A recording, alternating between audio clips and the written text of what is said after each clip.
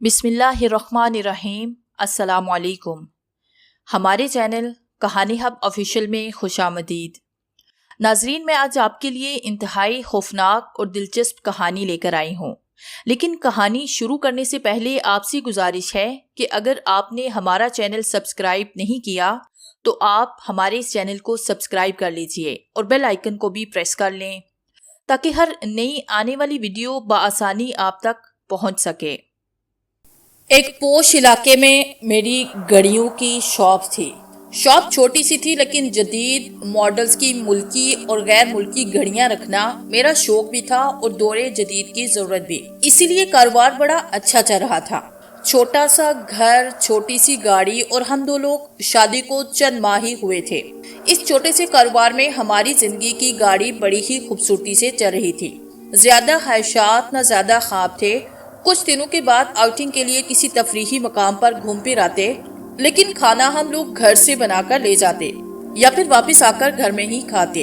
Hotels के खाने हम दोनों को अच्छे न लगते थे। हम दोनों मियाँ बीवी इस जिंदगी से बड़े ही मुतमिन थे।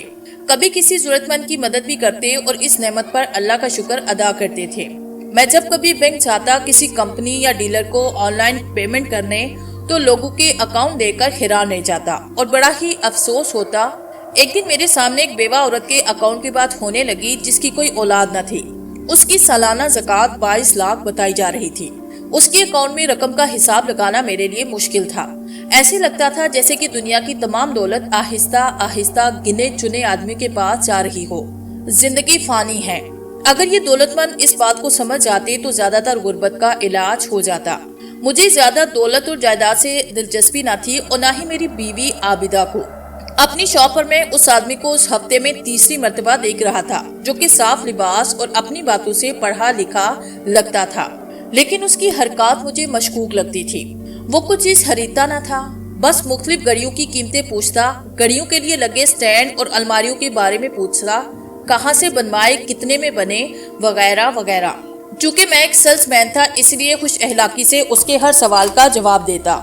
अगर कोई इस तरह की शॉप बनाना चाहे तो कितनी रकम का तहमीना जहन में रखे। उसने आखिर अपना वो सवाल पूछा जिसकी मैं आज उम्मीद कर रहा था। मैंने आज तक जितना इस शॉप पे खर्च किया था उसे तमाम तहमीना बताया और फिर उसके मुख्तलिफ सवालात के खुश अहलाकी से जवाब दिए, उसे चाय पिलाई।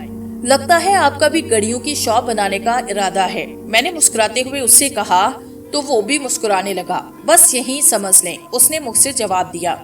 मैं अंगूठियों का कारोबार करता था, इसके लिए मुझे मुख्तलिफ मुल्कों में घूमने का इत्तेफाक भी हुआ है, लेकिन अब इस काम से उकता गया हूँ, इसीलिए इसी तरह का छोटा और साफ सुथरा कारोबार करना चाहता हूँ। आपका बहुत बहुत शुक्रिया कि आपने माइंड किए बगैर इस कारोबार के बारे में इतनी मालूमात बताई। ये मेरी तरफ से एक छोटा सा तोहफा कबूल फरमाएं। उसने एक मोहम्मल की डिब्बी मेरी तरफ बढ़ाते हुए कहा। इसकी क्या जरूरत थी? मैंने मुरवतन कहकर वो डिब्बी पकड़ी। उसने मुझसे इजाजत ली और खुश खुश चला गया। मैंने उसे मजीद मालूमात की जरूरत पड़ने पर फिर आने का कहा तो उसने एक बार फिर से शुक्रिया अदा किया। उसके जाने के बाद मैंने उस डिब्बी को खोलकर देखा तो उसमें एक काली अंगूठी पड़ी थी। मैंने उसे उठाया। मुझे तो आम सी अंगूठी लगी, लेकिन वजन उसका आम अंगूठियों से कुछ ज्यादा ही था। मैंने उसे बाएं हाथ की दूसरी उंगली में पहना तो बिल्कुल फिट देख गई। उसके कुछ दिनों के बाद एक रात मैं और आबदा साथ बैठे डिनर कर रहे थे कि अचानक आबदा ने मुझसे कहा, जफर मुझे ऐसे लग रहा है कि आप दिन ब दिन कमजोर होते जा रहे हैं। आपके चेहरे से मुंह से रौनक उड़ती जा रही है, आंखों के नीचे हल्के और गड़े से पड़ गए हैं। नहीं तो तुम्हें वैसे ही लग रहा है। रात को भरपूर नींद न कर सका, इस वजह से हो सकता है तुम्हें ऐसा लग रहा हो। मैंने आबदा से कहा तो वो चुप कर गई, लेकिन मुतमिन ना हुई। लेकिन मैं उसकी बात सुनकर संजीदा हुआ। मैं खुद भी अपने आप को कुछ सुस्त महसूस कर रहा था। दूसरे दिन आबदा ने मुझे शॉप पर न जाने दिया और शहर के एक अच्छे डॉक्टर के पास ले गई। डॉक्टर ने मेरा सरसीसा चेकअप किया। आपको अपना वेट पता है? डॉक्टर ने मुझसे पूछा तो मैंने अपना वेट बताया, 58 किलो। डॉक्टर के चेहरे पर उलझन सी नजर आने लगी। मेरी बात खत्म होते ही उसने क्लिनिक में रखी वेट मशीन पर मुझे अपना वजन चेक करने का कहा। वेट मशीन में अपना वजन देखते ही मुझे एक झटका लगा, क्योंकि कांटा 52 बता रहा था। 18-20 दिनों में ही ये मेरा वजन 6 किलो कम हो गया था। میں مہینے میں 3-4 دفعہ اپنا ویٹ کراتا تھا۔ میری شاپ کے سامنے ہی ایک بچوں کا پارک تھا جس کے چھوٹے سے گیٹ کے کونے پر ایک بوڑھا سا شخص ویٹ مشین اپنے سامنے رکھے بیٹھا رہتا اور زیادہ تر نیچے ہی دیکھتا رہتا۔ میری طرح بہت سے لوگ ایسے تھے جو اسے اپنا ویٹ کرواتے اور 5 روپے کا نوٹ اس کے ہاتھ رکھی باسکٹ میں ڈال دیتے۔ کچھ لوگ تو ایسے بھی تھے جو کہ تقریباً روزانہ ہی ویٹ مشین پر کھڑے نظر آتے۔ مجھے اندازہ تھا کہ یہ لوگ اس بوڑھے کی مدد اس بہانے سے کر دیتے ہوں گے۔ عابدہ کچھ دنوں سے بیمار تھی، اس لیے ناشتہ میں خود بناتا تھا، اس لیے شاپ پر آتے ہوئے لیٹ ہو جاتا۔ اسی وجہ سے 18-20 دن سے اپنا ویٹ دیکھ نہ پایا۔ آج اپنا ویٹ 6 کلو کم، اور وہ بھی 18-20 دنوں میں کم ہونے پر جھٹکا تو لگنا تھا۔ ڈاکٹر نے مجھ سے میرے معمولات اور کھانے پینے کے بارے میں معلومات لی اور پھر چند ٹیسٹ لکھ کر دیے جن کی سہولت اس کے کلینک کی لیبارٹری میں موجود تھی، اور ہمیں دوسرے دن رپورٹوں کے ساتھ آنے کا کہا۔ دوسرے دن عابدہ نے مستعد سے مجھے تیار کیا، جبکہ میں اسے کہتا رہا کہ بس رپورٹ ہی لے کر چیک کرانی ہے، میں خود چلا جاتا ہوں۔ لیکن وہ نہ مانی۔ رپورٹس کلیئر تھی، کسی قسم کی بڑی بیماری نہ تھی، بس بلڈ پریشر تھوڑا لو رہنے لگا تھا۔ ڈاکٹر نے کچھ ہدایت دے کر چند دوائیں لکھی اور کھانا ٹائم پر کھانے، پھل اور جوس وغیرہ کے مشورے دے کر رخصت کر دیا۔ میں نے ڈاکٹر کی ہدایت پہ مکمل عمل کیا، لیکن مرض بڑھتا گیا۔ جوجو دوا کی کمزور سے کمزور تر ہوتا گیا۔ شہر سے باہر دوسرے بڑے شہروں میں غرض جہاں کوئی بتاتا اس ڈاکٹر کے پاس چلا جاتا۔ اپنی جمع پونجی اور پھر شاپ تک بک گئی جو کہ میری بیوی کے نام پر تھی۔ ایک گھر تھا جو کہ میں نے خود بنوایا تھا۔ میں اتنا کمزور ہو گیا تھا کہ چلنے پھرنے سے لاچار ہو گیا۔ عابدہ نے ایک پرائیویٹ کالج میں لیکچرار کی جاب کر لی اور یوں ہماری زندگی کی گاڑی ہلکے دم میں لیکن رواں دواں ہو گئی۔ عابدہ پر بہت زیادہ ذمہ داریاں آ گئی تھی۔ گھر کا سارا کام، کھانا پکانا، مجھے سنبھالنا، یوٹیلٹی بل، گھر کا سودا، میری دواؤں کا خیال رکھنا، جنہیں سوچ سوچ کر میرا دماغ گھوم جاتا تھا۔ پتہ نہیں عابدہ کیسی سب کچھ کر رہی تھی۔ اتنے کاموں کے ہوتے ہوئے بھی میں اس کے ماتھے پر بل نہیں دیکھا، بلکہ وہ ہمیشہ مجھے مسکراتے ہوئے ٹریٹ کرتی۔ خود نماز پڑھی تھی، مجھے بھی وضو کرواتی، میں بھی لیٹ کر اشاروں میں نماز پڑھتا اور اللہ سے عافیت و تندرستی کی دعا مانگتا۔ وہ تھوڑا سا وقت ہمارے لیے گزارنا مشکل تھا لیکن ناممکن نہیں تھا۔ پھر ایک دن عابدہ جب اسکول سے واپس آئی تو اس کے ساتھ ایک سفید ریش بزرگ بھی تھے، جنہوں نے جب مجھے میرے نام سے پکارا تو میں نے انہیں پہچان لیا۔ وہ بزرگ وہ تھے جو کہ میری شاپ کے سامنے بچوں کے پارک کے گیٹ کے کونے میں ویٹ مشین لے کر بیٹھے رہتے تھے۔ ظفر صاحب، بڑے دن ہوئے آپ کو دیکھا نہیں، تو دل بے چین سا ہوا۔ آپ کی شاپ پر گیا لیکن وہاں کسی اور آدمی کو دیکھا تو اس سے پوچھنے پر پتہ چلا کہ آپ نے شاپ فروخت کر دی۔ یہ سن کر اس وقت تعجب ہوا تھا، لیکن اب پتہ چلا کہ آپ نے مجبوری میں وہ چلتا کاروبار بیچا۔ اللہ آپ کو صحت دے، آمین۔ عابدہ میرے بارے میں بزرگ کو سب کچھ بتا چکی تھی۔ جتنی دیر ہم باتیں کرتے رہے اتنی دیر میں عابدہ کھانا لے آئی۔ بزرگ نے کھانے سے بہت منع کیا لیکن ہم نے انہیں کھانا کھلا کر ہی چھوڑا۔ جاتے ہوئے انہوں نے ایک بڑا ہی اچھا مشورہ دیا۔ ظفر صاحب، اگر علاج سے افاقہ نہیں ہو رہا تو کچھ دن کے لیے کسی تفریحی مقام پر چلے جائیں، ہو سکتا ہے آب و ہوا بدلنے سے کچھ فرق پڑے۔ ان کی یہ بات نہ صرف مجھے اچھی لگی بلکہ عابدہ کو بھی بڑی پسند آئی۔ اس کے لیے ہمیں کوئی تفریحی مقام ڈھونڈنا بھی نہ پڑتا، کیونکہ میرا اپنا علاقہ گلگت ایک بہت ہی خوبصورت اور تفریحی مقامات سے بھرا علاقہ تھا۔ لیکن اپنے علاقے کا سوچتے ہی میرا دل اداس سا ہو گیا، کیونکہ میں تو سب کچھ چھوڑ چھاڑ کر وہاں سے لاہور شہر کی رونقوں میں کھو گیا تھا۔ ظفر بیٹا، ہم پہاڑی لوگ ہیں، ہمیں یہ پہاڑ اور یہ دلکش وادیاں ہی اپنی زندگی گزارنے کے لیے بہترین پناہ گاہ ہیں۔ میرے ابو نے میرے کندھے پہ ہاتھ رکھ کر مجھے سمجھانے کی کوشش کی۔ ان کا ہاتھ مجھے بڑا ہی بھاری محسوس ہو رہا تھا، کیونکہ اسی ہاتھ نے مجھے میرے بچپن میں بہترین طریقے سے پالا پوسا اور مجھے ایف اے تک تعلیم دلوائی، اور اسی تعلیم نے میرے دماغ میں عجیب سی باتیں بھر دی کہ ان پہاڑی علاقوں میں میرا مستقبل نہیں۔ میرے بھائیوں نے، میری ماں نے، پھوپھی چچا نے، سب نے سمجھایا لیکن میں ان لوگوں کی بات کو سمجھ نہ سکا۔ میں 12 جماعت پڑھ کر اپنے آپ کو بڑا پڑھا لکھا سمجھنے لگا اور ان پہاڑی علاقوں میں گلہ بانی کرنا بیوقوفی سمجھتا تھا۔ حالانکہ اسی گلہ بانی سے میرے والدین نے مجھے لکھایا پڑھایا، جبکہ اس علاقے میں میری طرح 12 پڑھے لکھے نوجوان انگلیوں پر گنے جاتے تھے۔ مجھ سے بڑے دونوں بھائی 5 جماعت پڑھ کر والدین کا ہاتھ بٹاتے، جبکہ میں اپنا گھر، اپنی زمین چھوڑ کر آ رہا تھا تو میری طرف حیرت اور غصے سے دیکھ رہے تھے، جبکہ مجھے نہ تو شرمندگی تھی اور نہ ہی جھجک۔ बल्कि अब्बू ने तो मुझे एक खती रकम दी। मैंने बड़ी कोशिश की कि ना लूं, लेकिन उन्होंने माँ को आगे किया और फिर मुझे वो रकम लेना पड़ी, जो कि लाहौर आकर मेरे बड़े काम आई, क्योंकि जितने हाथ मैं लेकर लाहौर आया था वो सब एक एक करके टूटते गए। और फिर मेरी मुलाकात आबदा के वालिद से हो गई, जो कि उस वाच शॉप के मालिक थे। पहले उनके पास मैंने एक मुलाजिम की हैसियत से नौकरी की, और फिर उन्हें जब एक पार्टनर की जरूरत पड़ी तो मैंने अपनी रकम, जो कि मेरे अब्बू ने मुझे दी थी, उन्हीं के कारोबार में लगा दी।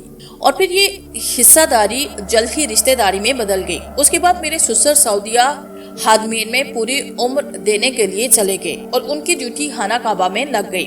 वापस अपने इलाके की तरफ जाते हुए ये तमाम सोचें मेरे दिमाग में गर्दिश कर रही थी, लेकिन इनमें सबसे बड़ी बात जो मुझे बड़ी बेचैन कर रही थी वो थी मेरी शादी। मैंने शादी की इजाजत लेना तो दूर, अपने माँ बाप को इतला देना भी जरूरी ना समझा। लेकिन अब मेरे साथ मेरी बीवी को देखकर न जाने उन पर क्या गुजरे। आखिर जब मैं घर पहुंचा तो मेरे सब खदशात बस सोचे ही बनकर रह गए। मेरे घर वालों ने जब मेरी हालत देखी तो वो सब पिछली बातें जैसे भूल गए। अम्मा अब्बा तो मुझे यूं बीमार देखकर सदमे से खुद ही बीमार पड़ गए। भाइयों और भाभीियों ने मेरी खूब खिदमत की और मेरी बीवी का मान बढ़ाया। बस 6 माह में मैं अपने पैरों पे खड़ा हो गया। मेरी जिस्मानी सेहत आहिस्ता आहिस्ता पहले जैसी होने लगी और फिर मैंने अपने वालिदैन और भाइयों से अपना काम शुरू करने की। सब लोग मेरी बात को समझे और फिर मेरे साथ काम शुरू करने में मदद भी की। उन पहाड़ी इलाकों में एक ही काम ज्यादा है और वो है गिलाबानी, यानी कि बकरियां और भेड़े पालना। मैं पहाड़ के ऐन नीचे अब्बू के बनाए हुए एक घर में चला गया। घर का क्या था, 2 बड़े कमरे थे, एक छप्पर सा मकान जो कि भेड़ बकरियों के लिए इस्तेमाल होता था और साथ ही उनकी खुराक रखने के लिए छोटा सा गोदाम बना था। उस घर की 4 दीवारी न होने जैसी थी, बस छोटी सी हद अलग करने के लिए दीवार थी। मेरे लिए ये काम मुश्किल जरूर था लेकिन नामुमकिन नहीं, क्योंकि बचपन से अपने अब्बू के साथ कभी कभी भेड़ बकरियों को चराने और संभालने का काम करता रहता था। बर्फबारी शुरू हो गई, पहाड़ आहिस्ता आहिस्ता सफेद होने लगे और मैं अपने मवेशियों के लिए चारे का इंतजाम करने लगा। उस दिन मौसम सुबह ही से खराब था। काले स्याह बादलों ने रात का समा बनाया हुआ था। असर से कुछ पहले का वक्त था। मैं मवेशियों की खबरगिरी करके वापस अपने कमरे में आ रहा था, जहां आबिदा अंगीठी गर्म किए मेरा इंतजार कर रही थी। मैं कमरे का दरवाजा आहिस्ता से खोलकर अंदर कदम ही रखने लगा था कि मुझे कुत्तों के भौंकने की आवाज आने लगी। तब मुझे याद आया कि मैं असर से पहले कुत्तों के साथ चहलकदमी पर जाता हूँ। इस इलाके में कुत्ते रखना बड़ा ही जरूरी है। अपनी हिफाजत की गर्ज से माल मवेशियों को संभालने के लिए और खतरात से आगाही के लिए मैंने भी पहाड़ी नस्ल के 2 कुत्ते पाल रखे थे, जिनके साथ उस वक्त मैं चहलकदमी किया करता था। मैं वापस आया लेकिन कुत्ते आपस में मस्तियां करते कुछ दूर निकल गए। उन कुत्तों के भौंकने से मैंने अंदाजा लगाया कि वो किसी खतरे को देखकर भौंक रहे हैं। मैं जल्दी से अंदर घुसा, राइफल जो कि दरवाजे के पीछे ही दीवार पे लटकी थी उतार कर तैयार किया।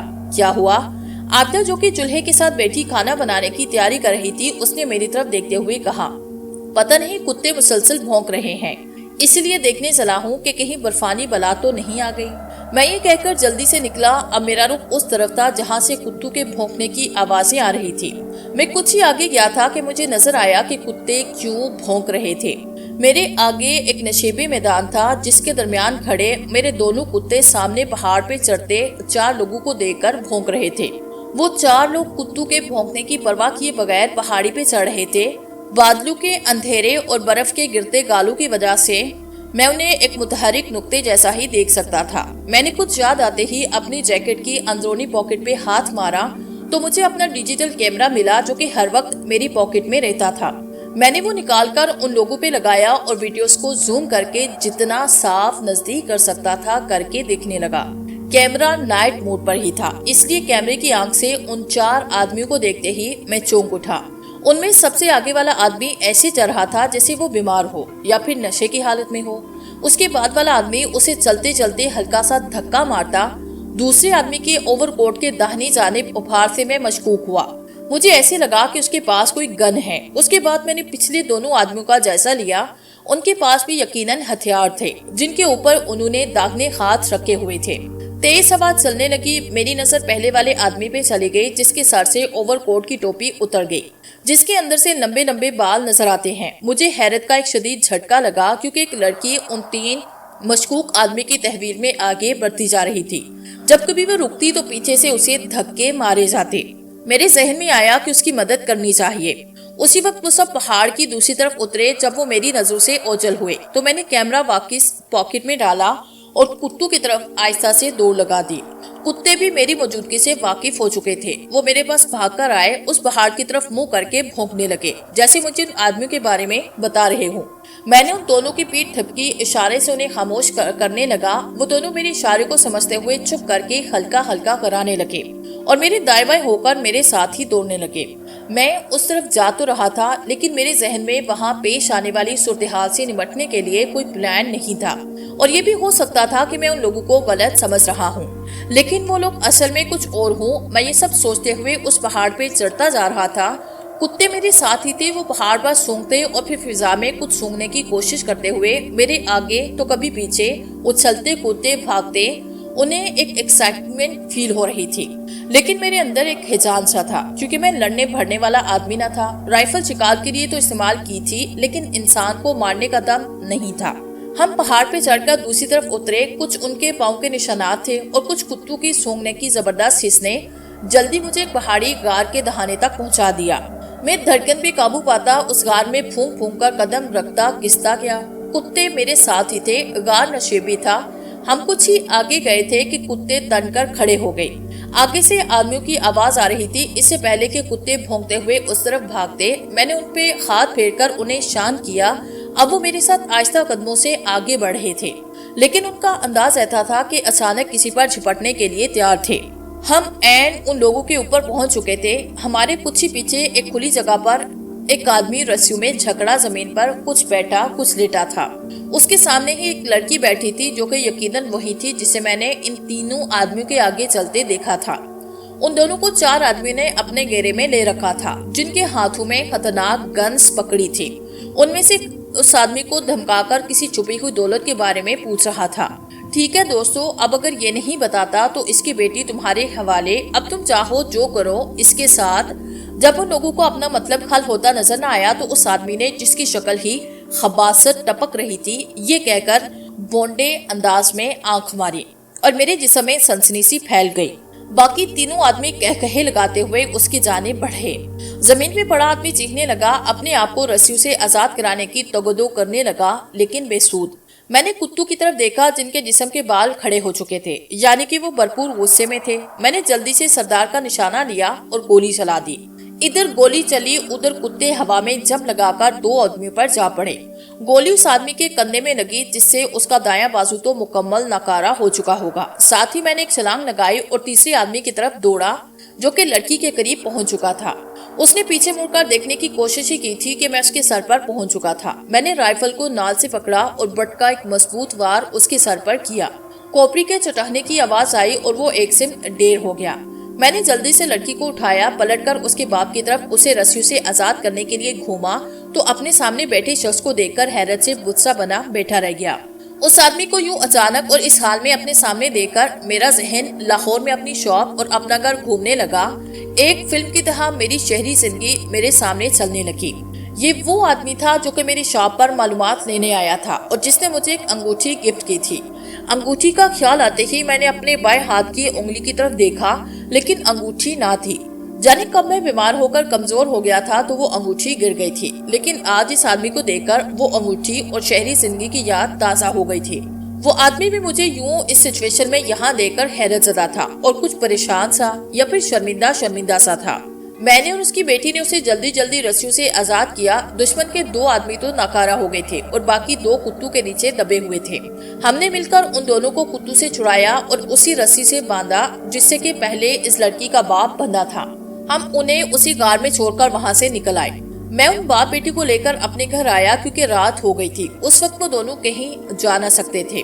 میں انہیں جب گھر لے کر گیا، آپدہ کو پوری بات بتائی تو اس نے ان باپ بیٹی کی خوب آؤ بھگت کی۔ میری بیوی اور لڑکی نائلہ ایک کمرے میں سو گئے، میں اور اس کا والد زوراور دوسرے کمرے میں جو کہ چھوٹا تھا، لیکن ہم مرد اس میں ایڈجسٹ ہو گئے۔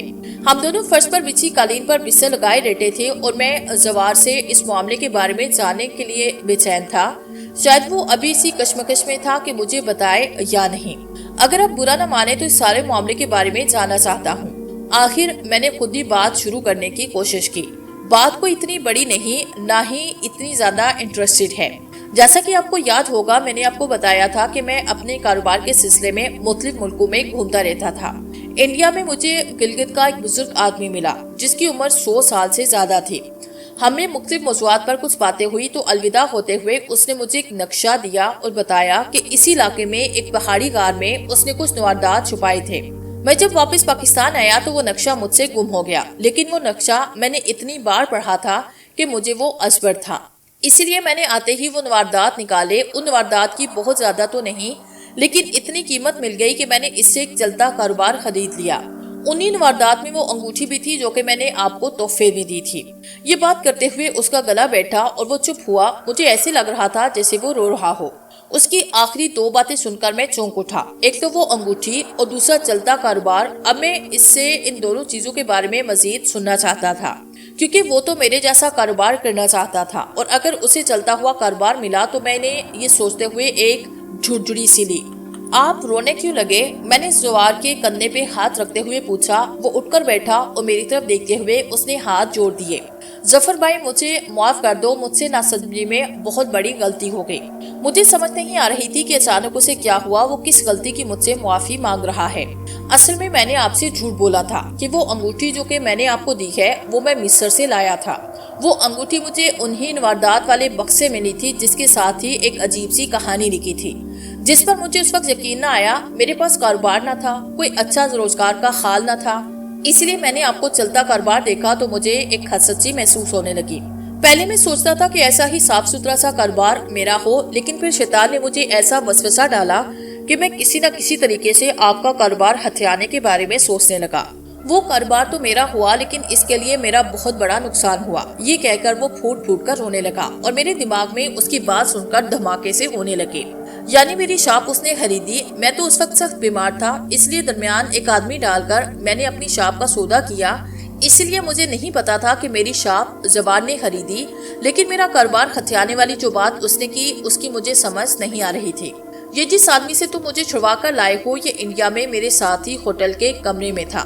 ہم دونوں بحری جہاز میں ملے تو پاکستانی اور ایک ہی شہری کے ہونے کی وجہ سے انڈیا میں ایک ہی ہوٹل میں کمرہ لیا تاکہ پیسے بچا سکیں، اور وہاں اس آدمی نے وہ نقشہ چھپایا، لیکن نقشہ مجھے یاد تھا اور میں اس سے پہلے واپس آیا، اسی لیے وہ نوادرات میں نے نکال لیے۔ یہ جب واپس آیا تو اسے اس جگہ کچھ نہ ملا، اس کے پاس میرا پتہ تھا۔ یہ میرے پیچھے وہاں تک اپنے ان گنڈو دوستوں کے ساتھ آ پہنچا۔ اس نے مجھے اٹھوایا، تشدد کر کے ان واردات والے خزانے کے بارے میں پوچھنے لگا۔ پہلے تو میں اس بات پہ ڈٹا کہ وہ نقشہ مجھ سے گم ہو گیا تھا، اس لیے مجھے یاد ہی نہیں کہ وہ خزانہ کہاں تھا، لیکن یہ آدمی بہت ڈھیٹ تھا، اسے میری بات پہ یقین نہ آیا۔ اس نے میری بیوی کو اغوا کیا اور پھر میرے سامنے ہی اسے گولی مار دی۔ اس کی ہچکیوں کی آواز تھی اور سرگوشی نما رونا۔ میں چپ چاپ اس کی طرف دیکھے جا رہا تھا۔ آپ نے انہیں پہلے ہی کیوں نہ بتایا کہ وہ خزانہ آپ نے نکال کر لگا دیا؟ جب اس کی ہچکی بند ہوئی تو میں نے کہا، میرے ذہن میں نہیں تھا کہ وہ میری بیوی کو مار دیں گے، اور اگر میں انہیں بتا دیتا تب بھی انہیں یقین نہ آتا۔ اس کے بعد میں نے پکا اپنی زبان کو سی لیا۔ وہ مجھ پر تشدد کرتے رہے، لیکن میں نے ہر تشدد برداشت کیا، اور پھر وہ مجھے وہاں سے اٹھا کر اس علاقے میں اس کار میں لے آئے جہاں سے میں نے خزانہ نکال لیا تھا۔ اس سارے عرصے میں مجھے بڑا افسوس اور دکھ ہوتا رہا کہ میں نے آپ کے ساتھ بہت ہی زیادتی کی، دھوکہ کیا۔ وہ انگوٹھی ایک سفلی انگوٹھی تھی۔ اس کی کہانی یہ تھی کہ اسے جو پہنتا وہ ایک عجیب سی بیماری میں مبتلا ہو جاتا، اس کا وزن گھٹنے لگتا، وہ دن بدن کمزور ہونے لگتا۔ اس کی بات سن کر میں کھڑا ہوا، مجھے حیرت کا جھٹکا لگا، کیونکہ وہ انگوٹھی پہننے کے بعد ہی میرے ساتھ ایسا ہی ہوا جیسا کہ زوار بتا رہا تھا۔ میں اس کی طرف بس دیکھے جا رہا تھا، وہ اپنی کہانی سنائی جا رہا تھا، میرے دماغ میں دھماکے سے ہو رہے تھے۔ میں نے آپ کے ساتھ زیادتی کی، اس لیے مجھے اس کی سزا بیوی کی موت کی صورت میں ملی۔ جب میں پھر بھی نہ بولا تو وہ میری بیٹی کو اٹھا کر اسی کار میں لے آئے۔ بیٹی کو دیکھ کر میں کانپ اٹھا۔ میں نے انہیں سب کچھ سچ سچ بتایا، لیکن وہ ماننے کو تیار نہ تھے۔ بس اسی وقت تم لوگ وہاں آئے، اس سے پہلے کہ وہ میری بیٹی کے ساتھ وہ اب رونے لگا تھا۔ میں نے بھی اسے رونے دیا تاکہ اس کے دل کا بوجھ کچھ ہلکا ہو جائے۔ اس نے انگوٹھی کی جو کہانی بتائی تھی وہ سب کچھ میرے ساتھ ہوا، لیکن جانے کیوں مجھے پھر بھی اس کہانی پر یقین سا نہ تھا۔ زوار نے مجھ سے سچے دل سے معافی مانگی، میں نے اسے معاف کیا۔ وہ میری شاپ مجھے واپس کرنا چاہتا تھا، لیکن میں نے اسے واپس نہ لی۔ ہم لوگ واپس سب کچھ چھوڑ چھاڑ کر لاہور شفٹ ہو گئے، لیکن اس دفعہ میں نے اپنے والدین اور بہن بھائیوں سے اجازت لی تھی۔ ہم لوگ جب واپس اپنے گھر پہنچے تو ہمارے گھر کے اندر ایک بدبو اور تعفن سا پھیلا ہوا تھا، جبکہ ہم اپنا گھر اس بزرگ ویٹ مشین والے کے حوالے کر کے گئے تھے۔ گھر کے دروازے کھلے تھے، آبدہ اس بو کو برداشت نہ کر سکی اور باہر ہی رک گئی۔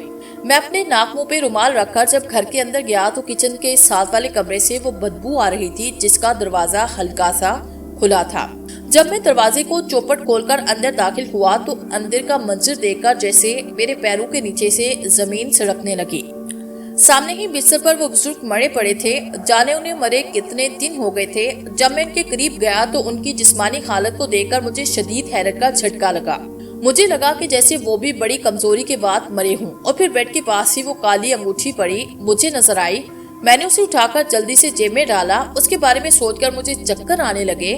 اس کے بعد میں نے ریسکیو کو فون کیا جو کہ آ کر اس بزرگ کی لاش کو لے گئے۔